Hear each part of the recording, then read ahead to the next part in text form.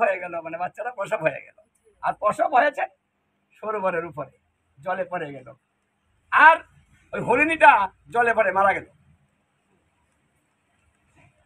স্নান করতে গিয়েছে ভরতে, সে ভাবলো আরে মারা যাচ্ছে, আচ্ছা ওকে আমি বাঁচিয়ে দিই।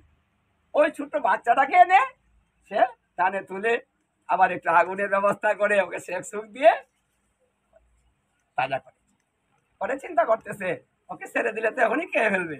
হ্যাঁ, না ওকে তো বাঁচাইলাম যখন, তাহলে ওকে আমি লালন পালন করতে হবে। তাই ওর লালন পালনের দায়িত্ব নিয়েছে, একটু বড় করি।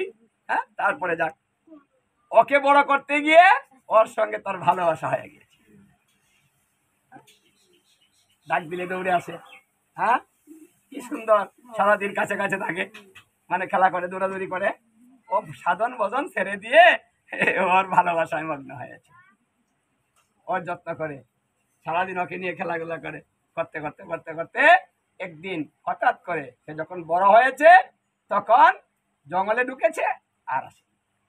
ওই যে দল পেয়েছে, সাথী পেয়েছে, আর চলে গেছে। ও চিন্তা করতে করতে খাওয়া দাওয়া বাদ দিয়ে এই ভরতে জঙ্গলে খুঁজতে রইল, কোথায় গেল, আর চিৎকার করতেছে ওই রে হরিণী, হরিণী।